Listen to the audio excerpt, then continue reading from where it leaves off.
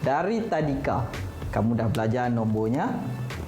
Nombor start daripada 0, 1, 2, 3, 4, 5, 6, 7, 8, 9, 10.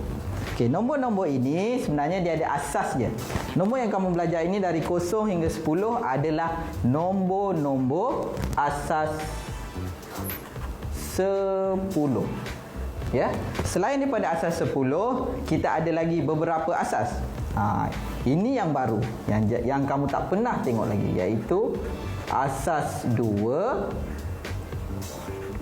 asas 5 dan asas 8. Okey. Dalam asas 10 kita ada nombor 0 hingga 10. Kalau asas 2 dia nombor berapa? Ya. Nombor 2 dia ada nombor je, 0 dan 1. Itu asas 2. Asas 5.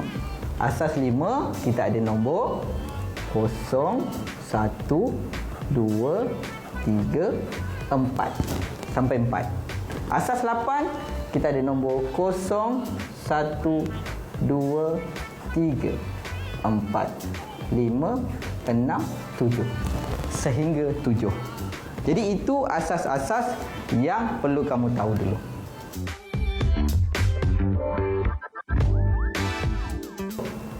(2,761). Okey, ini nombor dalam asas 10. Okey, nilai tempat 1. Nilai tempat 1 biasanya kau panggil SAR. 10, ratus, ribu. SAR 10, ratus, ribu. Yang ini ada dalam asas 10, yang ini adalah 10 kuasa 0. Di sini adalah 10 kuasa 1. Di sini adalah 10 kuasa 2. Di sini adalah 10 kuasa 3. Dan bila kita teruskan lagi, dia akan 10 kuasa 4, 10 kuasa 5 dan 10 kuasa 6. Itu adalah nilai-nilai tempat di asas 10. Bagi asas 2, okey, ini asas 10. Bagi asas 2, okey, kita ada contohnya. Asas 2 kita ada beberapa nombor saja. 1001. 1. Katakan itu nombornya.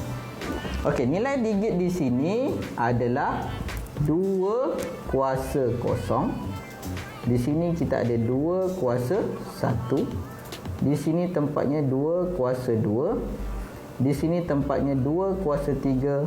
Dan di sini tempatnya adalah 2 kuasa 4. Nilai tempat digit itu. Asas 5. Asas 5, contohnya saya ada nombor 2, 1, 4, 3. Okey, saya ada nombor gitu.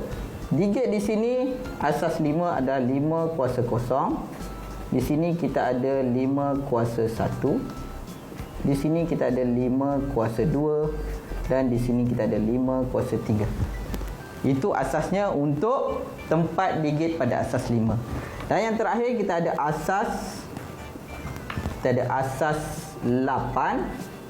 Contoh nombornya kita ambil 2, 7, 6, 3. Okey.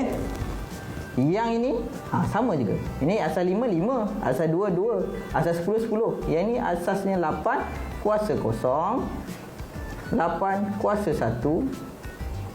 8 kuasa 2. Dan sini adalah 8 kuasa 3.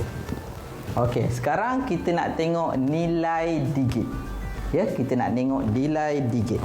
Contohnya 1, 0, 0, 1, 1. Asas ini adalah asas 2. Okey, saya tandakan. Okey, saya tandakan di sini. Apakah nilai digit pada yang saya tandakan ini? Okey, untuk jawab soalan ni kita kena tahu dulu. Nilai digit sama juga dengan nilai tempat darab digit. Okey. Contohnya yang ini, kita tahu bahawa di sini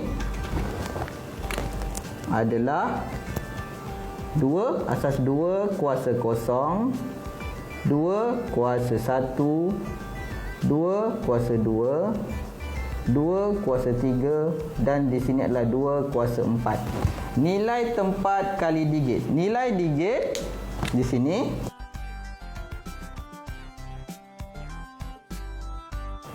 sama juga dengan kita tahu bahawa nilai tempat adalah 2 kuasa 4. 2 kuasa 4 darab digitnya adalah 1. Berapa? 16. Ini contoh 1, ni contoh 2. 2, 1, 4, 3 asas 5. Okey, dari sini 5 kuasa 0, 5 kuasa 1, 5 kuasa 2 dan di sini adalah 5 kuasa 3. Pada kedudukan di sini adalah 5 kuasa 1. Jadi nilai digit sama juga dengan kedudukan dia 5 kuasa 1 darab digit dia 4. 5 kuasa 1, 5 kuasa 1 5. So 5 kali 4 20. Itu nilai digit bagi kedudukan di 4. Boleh. Saya harap ini agak mudah untuk kedudukan nilai digit. Kita ada asas 2, 5 dan 8. Okey, ini ada satu. Ada asas 2, 5, 8. Kita nak tukar kepada asas 10. Macam mana? Macam mana kita nak tukar? Okey. Untuk kita tukar daripada asas 2, 5 dan 8 ini kepada asas 10, kita akan gunakan kaedah pengembangan.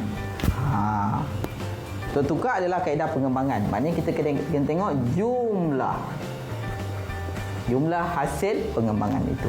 Daripada asas 10 kepada asas 2, 5 dan 8, kita kena gunakan kaedah pembahagian berulang. Okey, kita gunakan kaedah pembahagian berulang. Okey, saya ada nombor 1001 asas 2. Kita nak tukar kepada asas 10. Daripada asas 2 kepada 10, dia ada kaedah pengembangan jumlah. Macam mana kita nak buat? Okey. Kalau saya akan buat macam ni. 2 kuasa 0, 2 kuasa 1, 2 kuasa 2, 2 kuasa 3. Kemudian saya akan buat kotak. Macam tu. 2 kuasa 0 adalah 1, 2 kuasa 1 adalah 2, 2 kuasa 2 adalah 4, 2 kuasa 3 adalah 2 4, 4 kali 2, 8. Itu hasilnya. Ya. Kemudian kita masukkan digitnya. Digit yang ada. Saya masukkan digit dia 1, 0, 0, 1. Untuk kaedah pengembangan itu, okey, kita darabkan hasil ini ke sini. Kita darab. 1 kali 1, 1. Ini 0. Ini 0. Okey, 8 kali 1, 8. Jadi, untuk kita tukar kepada asas 10, kita kena tambahkan semua jumlah. 8 tambah 0, 8. 8 tambah 1, 9. 9 asas 10. Jadi jawapannya adalah 9 dalam asas 10. Asas 5, saya ada nombor 2, 1, 4, 3. Kita nak tukar, ini adalah asas 5, nak tukar kepada asas 10. Berapa jawapan dia? Macam tu. Asas 5, kita ada 5 kuasa 0, 5 kuasa 1, 5 kuasa 2, 5 kuasa 3. 4, 1, 2, 3, 4. Okey, kita buat garis. Okey. 5 kuasa 0 kita ada. 5 kuasa 0 kita ada, tarik sikit. Okey, kita ada 1. 5 kuasa 1, 5. 5 kuasa 2, 25. 5 kuasa 3 kita ada 1, 2, 5. Okey, kita masukkan nombor. Kita ada 3, 4, 1, 2. Okey. Yang ini darab yang ini. Hasil darab. Kita ada 1 kali 3, 3, 5 kali 4, 20, 25 kali 1, 25, 125 kali 2, kita ada 250. Hasil tambah kesemuanya adalah, ini kita tambah dan tambah, kita ada 298. Jadi dalam asas 10 jawapannya adalah 298. Bagaimana daripada asas 10 nak tukar kepada asas 5? Kita ambil contoh yang sama juga. Ya, kita ambil contoh yang sama, kita terbalikkan sahaja. Okey, sekarang saya ada nombor. Contoh yang seterusnya adalah 298. Ini adalah asas 10. Kita nak tukar kepada berapa untuk dalam asas 5? Macam nak buat? Saya cakap tadi pembahagian berulang. Kita akan lakukan pembahagian berulang. Macam mana pembahagian berulang itu? Okey, kita buat macam ni. Kita tulis 298. Kita bahagikan dengan 5. Okey, 298. Kita dapat, dia ada point 59.6, tak apa. Kita tulis 59. Jadi 59 darab dengan 5. Sebenarnya adalah 295. 295. Okey, kita tolakkan dengan 298. Kita dapat baki dia 3. Baki dia 3. Boleh? Okey, jadi kita bahagi lagi dengan 5. Okey, 59 bahagi 5. Kita ada dapat 11.8. Kita tulis 11. 11 kali 5, 55. 59 tolak 55. Kita ada 4. Okey, kita bahagi lagi 5. Kita ada 2. Kita tulis sini 2. 10 baki dia 1. Okey, kita bahagi lagi dengan 5. Kita bahagi lagi dengan 5. Sini bakinya adalah 2. Okey, kita ambil daripada 2 dan ke atas. Okey, nombornya adalah 2143. Jadi jawapannya adalah 2143 asas 5. Betul ke ni? Kita tengok balik. Kan ni 2143 kan?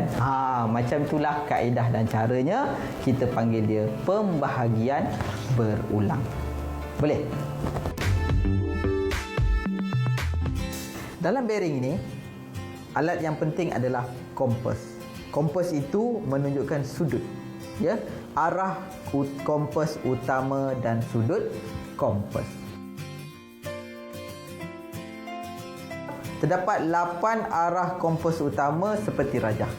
Kita ada 8 arah utama, iaitu utara, timur laut, timur, tenggara, selatan, barat daya, barat dan barat laut. Tapi yang utama, yang betul-betul utamanya adalah utara, timur, selatan dan barat. Okey. Sudut antara arah itu setiap satunya bersudut 45 darjah. Itu yang asas dia. Sudut kompas diukur dari garis arah utara. Panduan dia adalah pada arah utara, ikut arah jam ke arah berkenaan. Kalau kita tengok dalam rajah ini, cuba kita tengok. Apa saya lukis semula. Rajah tu bagi besar. Okey. Dia mesti arah utara dan pusing ikut arah jam. Katakan ni dia punya pusat. Okay, kita tarik macam itu. Okey, kalau kita nak mengukur titik itu, ini sudut kompas dia. Sudut kompasnya. Katakan di sini adalah 60 darjah. Dia bukan kalau lawan arah jam. Okey, kita tunjukkan kalau lawan arah jam. Kalau lawan arah jam, sudutnya di sini. Di situ. Tapi kita ikut arah jam. Maknanya sudutnya kita ambil sebagai sudut 60 itu untuk arah sudut kompas. Itu sudut kompas. Maka bearing AB, kalau kita pada contoh bearing AB, kita tulis dalam macam ni. Boleh. Contohnya macam inilah. Ini sudut. Okey, sudut di sini kita panggil dia sudut kompas.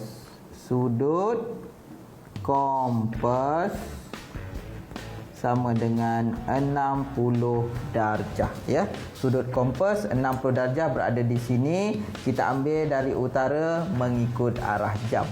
Arah yang dinyatakan dengan menggunakan sudut kompas. Tadi kita dah tahu sudut kompas.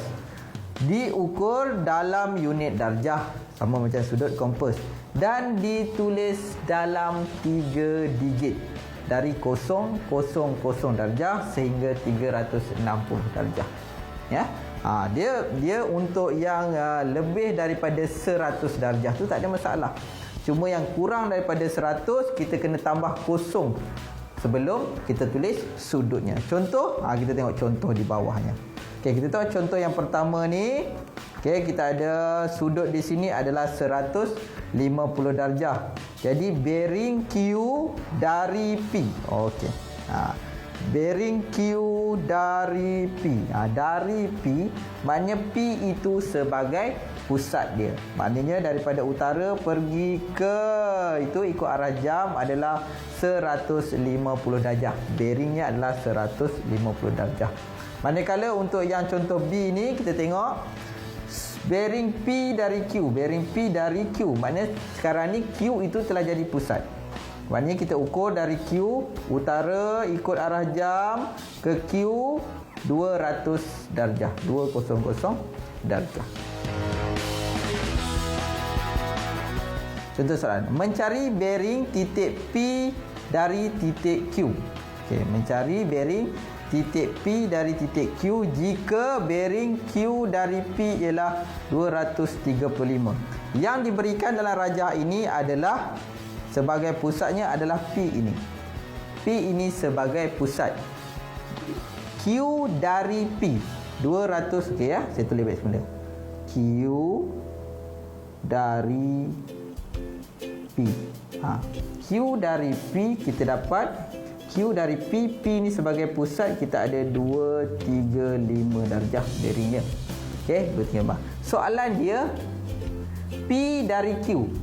P dari Q. Berapa? Itu soalan dia.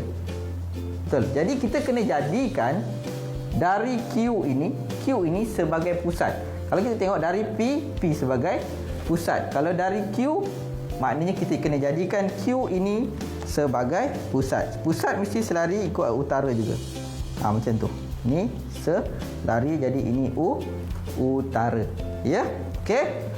P dari Q maknanya kita ikut daripada satah utara itu ikut arah jam, maka inilah dia punya sudutnya. Saya labelkan dia sebagai theta untuk sudut P dari Q. Jadi sini. Macam ni kita nak tahu jawapannya. Okey, ni adalah ulang kaji balik. Jika ada garis selari, kita ada satu garis yang memintasnya. Garis ini adalah garis selari. Sudut di sini sama dengan sudut di sini. Kita namakan dia sebagai sudut selang seli. Jadi kalau sini theta, sini juga sudutnya adalah sudut theta. Sama. Ya. Kita tahu bahawa daripada sini ke sini adalah 235. Jadi theta sama dengan ini ke sini berapa?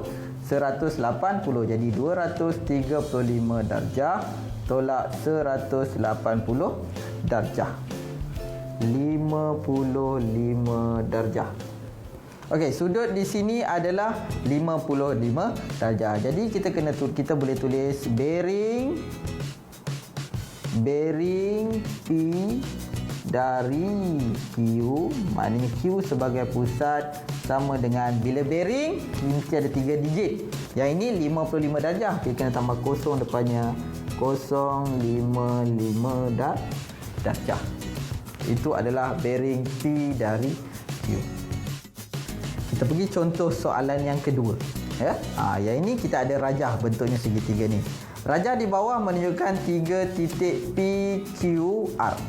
Kita ada P, Q dan R yang terletak pada satah mengufuk. Q terletak ke arah utara P. Dalam soalan bearing ini kita kena lukis. Kalau tak lukis tak nampak. Q terletak arah utara P. Maknanya yang PQ ni, garis PQ ni, okey, saya teruskan macam tu. Ini adalah arah utara. Sebab arah utara ni penting, di mana kita nak mulakan untuk mengambil sudut, ya. Okey, cari bearing P dari R. Dari R. Okey, saya lihat. Dari R, maknanya R itu sebagai pusat. Okey, R sebagai pusat. Jadi kita kena lukiskan garisan yang selari. Okey, arah utara tu selari pada titik R. Kalau utara dia macam ni, dia tarik ke bawah, selari pada titik R, itu pakai pusat. Okey, selari. Ni utara juga. Baru kita nampak. Jadi soalan dia bearing P dari R, bearing P dari R, maksudnya kita kena ambil ukuran dari utara ni, nampak, dari sini ke sini. Okey, bearing P dari R. Jadi beberapa asas sudut kita kena tahu. Okey, sudut di sini, kita tengok sudut di sini adalah sudut selang seli. Kita kena tahu sudut di sini sama dengan sudut di sini. Okey, untuk mencari sudut di sini, kita tahu ni adalah bentuk segi tiga. Sudut di sini berapa? Okey, hasil tambah semua sudut dalam segitiga adalah 180. Jadi sudut di sini adalah 180 darjah tolak 20 darjah tolak 40 darjah. Kita akan dapat 120 darjah. Okey, di sini adalah 120 darjah sudut di situ. Jadi di sini juga adalah 120 darjah. Okey, jadi yang ini adalah garis lurus. Sini kita tahu adalah 180 darjah. Bearing, ni dah tahulah, kita campurkan je sudut tu. Jadi bearing P dari R sama juga dengan 180 darjah campur 120 darjah sama juga dengan 300 darjah. Boleh? Itulah untuk soalan atau contoh yang kedua. Kita pergi contoh soalan yang ketiga. Yang ini, untuk soalan yang ketiga ini, kita tak ada rajah. Bila tak ada rajah, kita kena lukis rajah. Kita baca dulu soalan. Sebuah bot berlepas dari pelabuhan A ke pelabuhan B dengan bearing 120 dari A. Kemudian, bot itu meneruskan perjalanannya ke pelabuhan C yang berada di selatan B. Diberi sudut A, CB 22 darjah. Cari bearing pelabuhan C dari pelabuhan A. Okey, kita buat dulu pelan-pelan. Bot berlepas dari A ke B. Kita kena lukis dulu. Okey. Katakan kita ada macam tu. Ni utara. Ni katakan adalah titik. Ni adalah dari A. Ni adalah titik A. Okey, dia berlapas 120. 120 lebih kurang macam inilah sudahnya. Saya lakarkan saja. 120. Okey, macam tu. Okey, ke pelabuhan B. Ini titik B. So, titik B. Sini juga kita kena buat utara selatan yang nanti tak tahu. Okey, ini titik B. Okey, pelabuhan B dengan bearing 120. Maksudnya dia punya jarak gini adalah 120 darjah. Boleh? Ya? Okey. Kemudian bot itu meneruskan perjalanan ke pelabuhan C yang berada di selatan. Diberi sudut ACB. Maknanya ini titik C. Kita garis ini ke sini. Okey, sudut ini C. Okey, sudut di sini. Sudut di situ adalah 22 darjah. Okey, cari bearing pelabuhan C dari pelabuhan A. Maknanya dia nak dia nak dari sini ke sini. A sebagai pusat dari A. Nak tahu C. Boleh. Okey, kita tengok dulu. Kita tengok dulu sudut selang seli. Dia mesti ada sudut selang seli. Kita ada 120 kat sini. Selang selinya di mana? Di sini. Sini adalah 120 juga. Itu 120 darjah. Jadi Yang daripada sini ke sini kita tahu 120, sini yang kita tak tahu. Okey, kita boleh tahu di sini melalui segitiga yang kita lukis. Kita tahu sudut di sini dalam segitiga ada 180 darjah. Sudut di sini kita ada tolak 120 darjah dan sudut di sini diberikan 22 darjah. Kita akan dapat sudut di sini adalah 38 darjah. Jadi,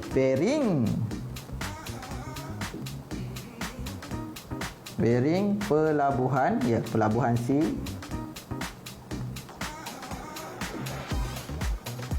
dari pelabuhan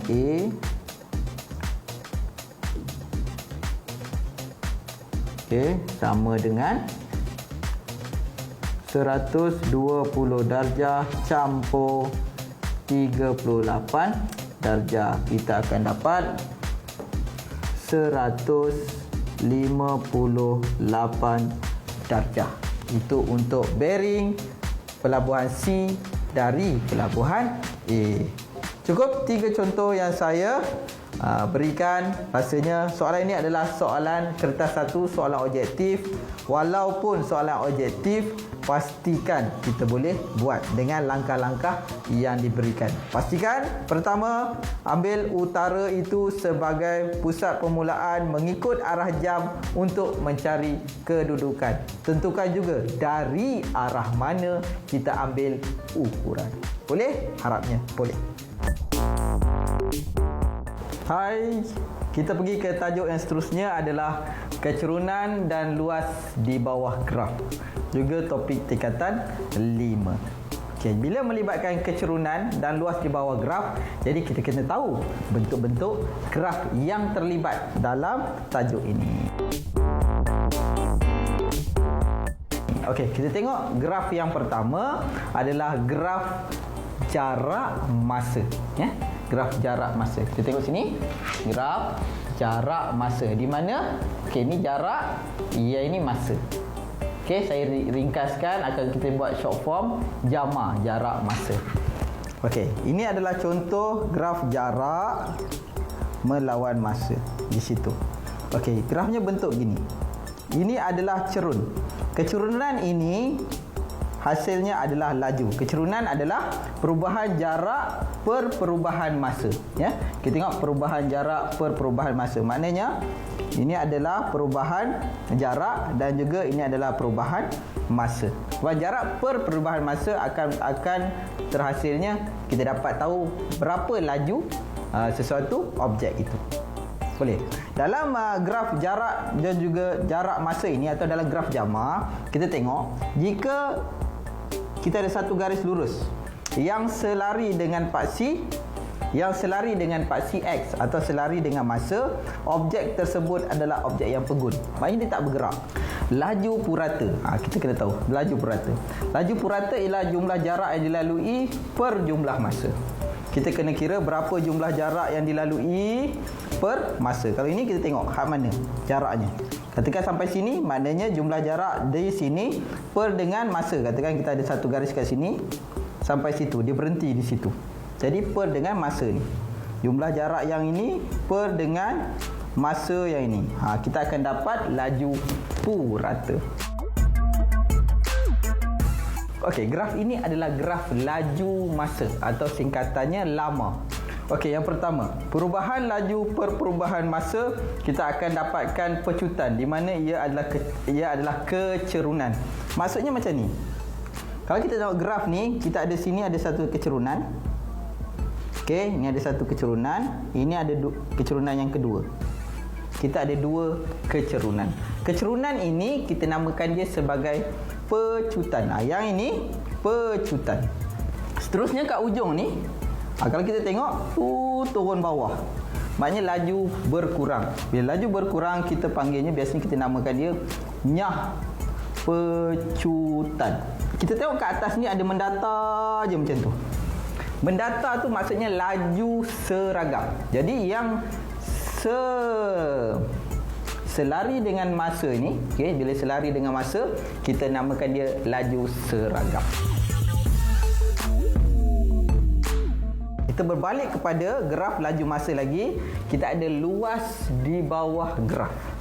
Okey, kita tengok luas di bawah graf. Okey, perhatikan bahawa graf ini adalah, tengok betul-betul, mesti laju dan juga masa. Ini adalah graf lama. Okey, laju masa. Okey, kadar perubahan laju, maknanya ini. Kita ada kecerunan kat sini. Okey, kadar kat sini adalah V1 tolak V2 per T1 tolak T3. Maknanya ini ada perubahan laju. Kita ada sini kita namakan V. Okey, V1 tolak V2. Dekat sini kita ada T1 tolak T2. Nah, yang ini. Ini adalah kita namakan kadar perubahan laju. Okey, ini yang kita paling penting. Luas. Okey, luas. Ini luas ini kita ada. Contohnya saya lurikkan. Okey, ni kita ada luas ini. Ni kita ada bentuk segitiga. Okey, kita ada luas keseluruhan ini. Nampak ni. Luas di situ. Yang warna kuning tu, itu luas dia. Okey, kita ada luas. Luas keseluruhan rajah ini adalah jumlah jarak bagi perjalanan. Maknanya kalau kita kira dalam graf ini, dia punya luas graf itu adalah jumlah jarak perjalanan. Kalau naik motor perjalanan itu jumlah jarak perjalanan lah.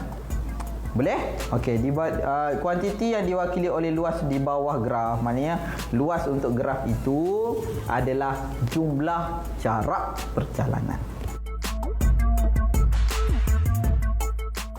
Rajah di bawah menunjukkan graf laju masa. Laju masa adalah graf laju lama, laju masa. Okey, bagi pergerakan suatu zarah dalam tempoh T saat. Maknanya ni T. Hujung tu adalah T. Dalam satu tempoh daripada 0 sampai T, mengikut masa T. Soalan dia, nyatakan laju seragam. Kalau saya dah ajar tadi, kalau kita tengok graf, okey, kita ada graf macam ni tadi. Okey, kita ada laju masa. Okey, yang atas ini tadi selari dengan paksi X. Ini adalah image, ini adalah keadaan di mana objek tersebut adalah macam kita bawa motor tadi, saya tulis itu 110 kan. Maknanya seragam, laju yang seragam. Okey, kat sini nyatakan laju seragam, maknanya kita tengok tang sini.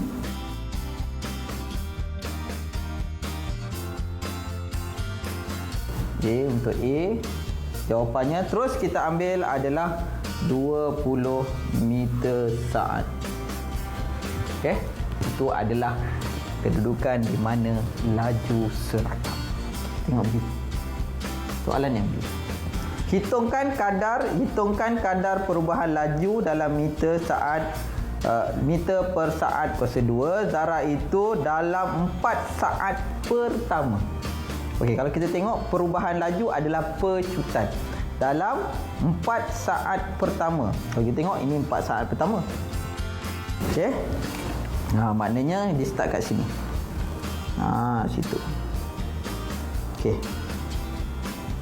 Okey, untuk mengira ni, kita tahu dia adalah melibatkan kecerunan. Kecerunan itu. Okey, untuk jawab ini kita tengok pada paksi Y itu, laju itu kita ada 20, jarak itu adalah 20 tolak 12. Okey, jarak itu 20 tolak 12. Untuk jarak bawah ini kita ada 4 tolak 0. Kat sini. Maknanya ini Y, ini X. Untuk mencari kecerunan, okey, untuk cari perjalanan, kadar perubahan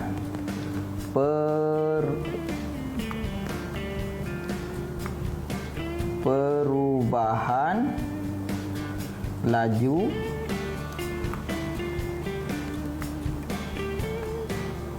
sama dengan, okey, kita tengok pada V1 kita ada ingat tadi V1 tolak V2 per T1 tolak T2.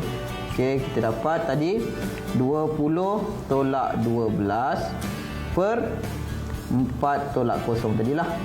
Okey, 4 daripada kosong pergi 4. Kita dapat sini 20 tolak 12. Kita akan dapat 8/4. Jadi kita potong 4 kali 1, 4 kali 2. Jadi jawapannya adalah 2 meter per saat. Okey, itu kadar perubahan laju. Kadar perubahan laju sama dengan pecutan, sama dengan kecerunan di bawah graf apa? Graf lama. Laju per mas. Gitu. Hitung jarak yang dilalui dalam T saat. Sekarang kita tahu jumlah jarak yang dilalui dalam T saat ialah 184 meter.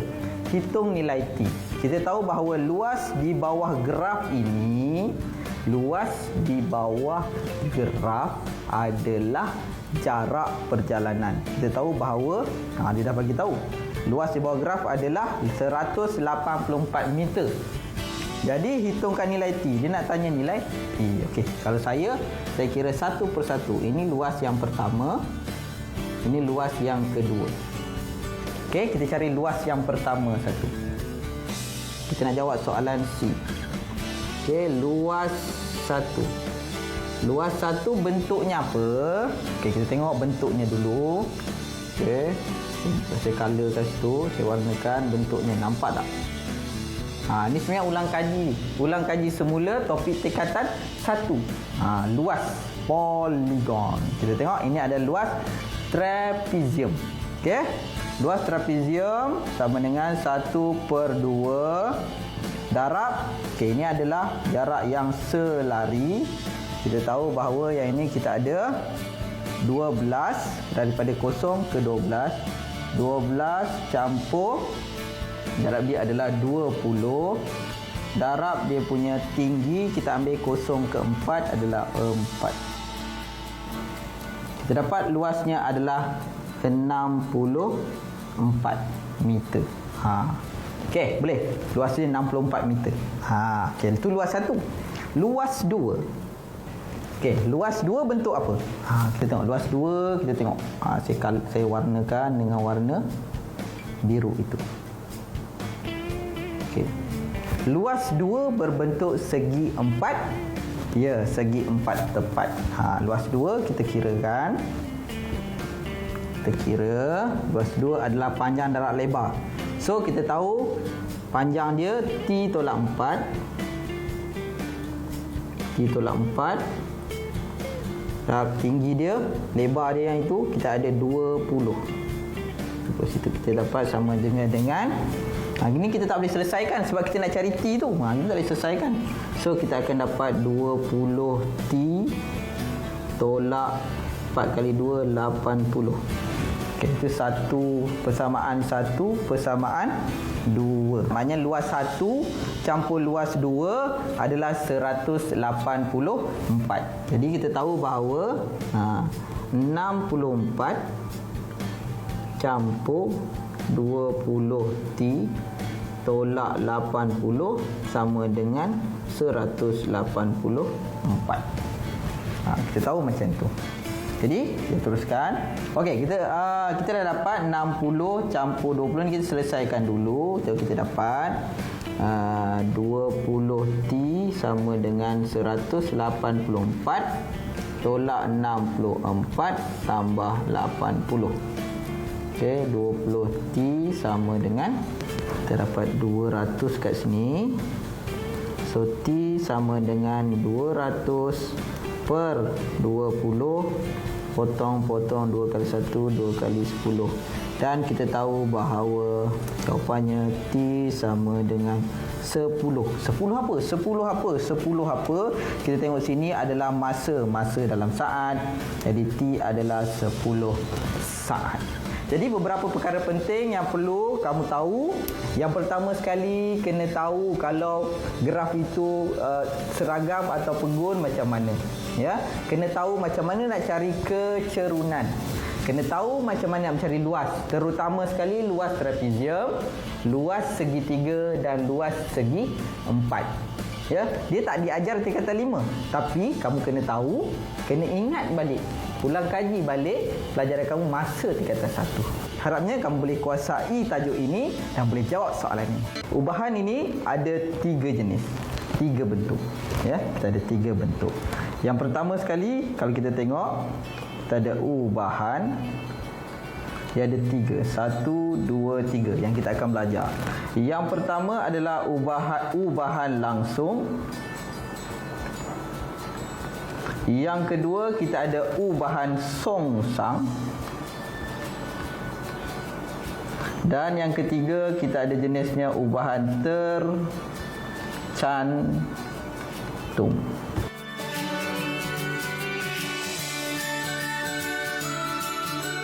Okay, apakah yang dimaksudkan dengan ubahan langsung? Menyatakan pemboleh ubah Y berubah secara langsung dengan pemboleh ubah X jika nilai Y per X ialah satu pemalar. Jika Y berubah secara langsung dengan X kuasa N, maka Y sama dengan KX, dengan K ialah pemalar, dan N sama dengan 1, 2, 3 atau 1/2. Okey, maksud dia macam ni. Okey. Ubahan langsung ni maksudnya Y berkadar langsung dengan X. Macam tu bentuknya kalau kita tulis. Okey, dalam persamaan kita tak boleh tulis macam ni. Dia kena ada tanda sama dengan. Jadi kita tulis Y sama dengan K. K itulah pemalar, lepas tu X. Ini adalah bentuk am dia untuk ubahan langsung. Diberi Y berubah secara langsung dengan X dan Y sama dengan 32 apabila X sama dengan 8. Mula kita tulis pelan-pelan dulu. Y berubah secara langsung dengan X. Okey, itu dia punya ayat dia. Ini perkataan ni penting ni nanti. Perkataan ni penting untuk menentukan langsung, songsang atau tercantum. Jadi kita tahu yang ini langsung. Y berubah secara langsung dengan X. Kita tukar dalam bentuk persamaan, Y sama dengan KX. Okey, ini adalah bentuk am dia. Jadi, untuk mendapatkan bentuk persamaan ini, kita kena cari nilai K. Macam mana nak cari nilai K? Kita gantikan Y sama dengan 32 dan X sama dengan 8. Jadi, dia dapat macam mana? Okey. Kita gantikan Y sama dengan 32. Jadi 32 sama juga dengan K yang kita akan cari. Dan X sama dengan 8. Macam tu. Kita boleh tulis K 8 sama dengan 32. K sama dengan 32/8. Okey, kita akan dapat 4. K sama dengan 4. Tak selesai lagi. Itu baru kita dapat nilai K. Jadi persamaannya macam mana? Kita gantikan nilai K sama dengan 4 tu dalam persamaan. Jadi ubahan tersebut sama dengan Y sama dengan K dia 4X. Itu adalah persamaan bagi ubahan tersebut. Kita baru dapat cari untuk soalan A. Boleh? Kita pergi kepada soalan B. Okey, untuk yang B. B, cari nilai X apabila Y sama dengan 40. Kita tulis balik. Kita tulis balik dia punya persamaan tu. Y sama dengan 4X. Itu persamaan umumnya. Jadi nak cari nilai X apabila Y 40. Maknanya gantikan Y itu 40. 40 sama dengan 4X. 4X sama dengan 40. Jadi X sama dengan 40 bahagi 4. Sama dengan 1/10. X sama dengan 10. Itu jawapannya. Okey, kita lagi satu. Yang terakhir, C. Cari nilai Y apabila X sama dengan 7. Cari nilai Y apabila X sama dengan 7. Kita tulis juga persamaan dia. Y sama dengan 4X. Kita gantikan X sama dengan 7 berdasarkan soalan. Y sama dengan 4 kali X dia adalah 7. Okey, Y sama dengan 4 kali 7, 28. Jadi Y sama dengan 28.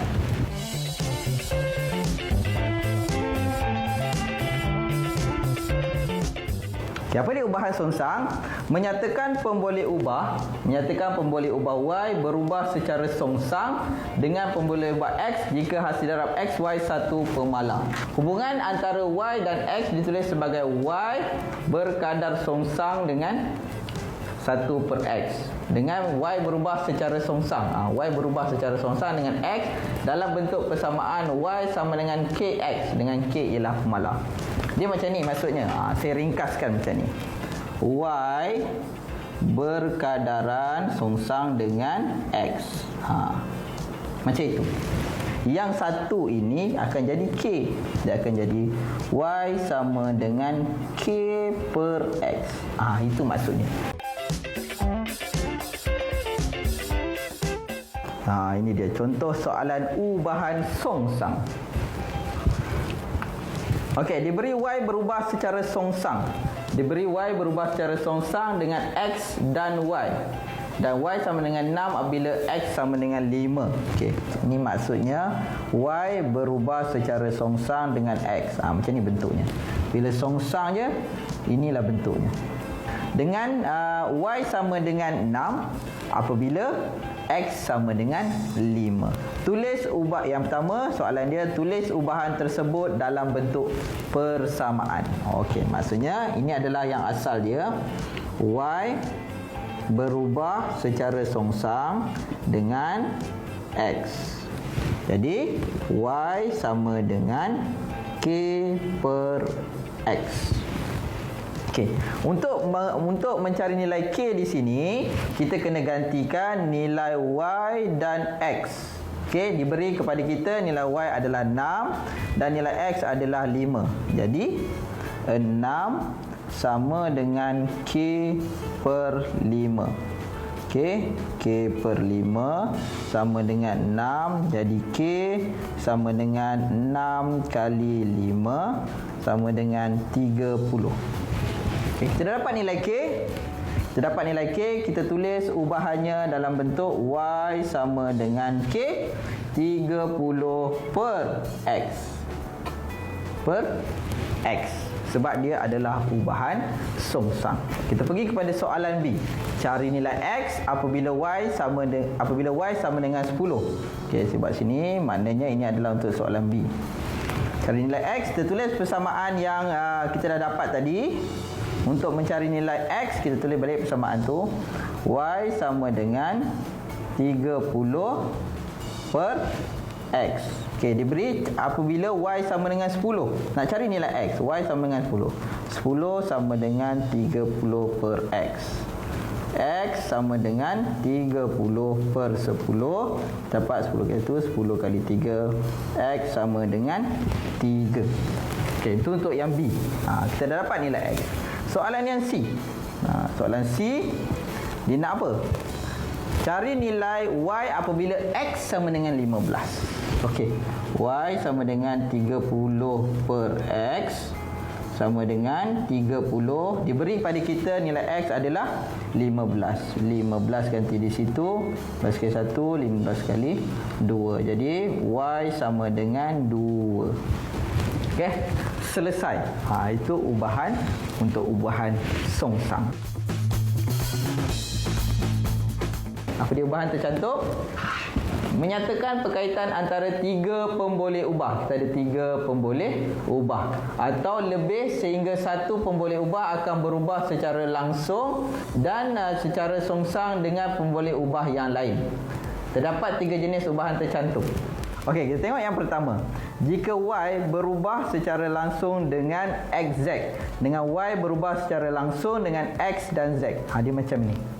Ya, X dengan Z ini kalau kita tengok, X dan Z ini dia ada 2 pemboleh ubah. Kedua-duanya berubah secara langsung dengan Y. Itu yang pertama. Okey, kita tengok yang kedua. Y berubah secara songsang bila berada di bawah ni, secara songsang dengan X dan juga Z. Dengan X dan juga Z. Kita tengok X dan Z berada di bawah. Manakala Y yang ini, kalau bentuk yang macam ini adalah Y berubah secara langsung dengan X. Kalau kita tengok X berada di atas dan secara songsang dengan Z. Z berada di bawah. Jadi bentuknya macam ni. Y sama dengan KX. Maknanya berkadar langsung dengan X per Z. Berkadar songsang dengan Z. Okey, ini dia. Ubahan tercantum. Okey, daripada soalan kita tengok. Y berubah secara songsang dengan X dan kuasa 2Z. Kuasa 2Z ni maknanya Z kuasa 2 macam tu lah. Okey, kalau kita tulis Y berubah secara songsang. Berubah secara songsang mesti 1 per songsang dengan X dan kuasa 2Z. Maknanya Z kuasa 2. Bentuknya macam ni. Okey, kita tukar kepada dalam bentuk persamaan. Jadi Y sama dengan K per X Z kuasa 2. Okey.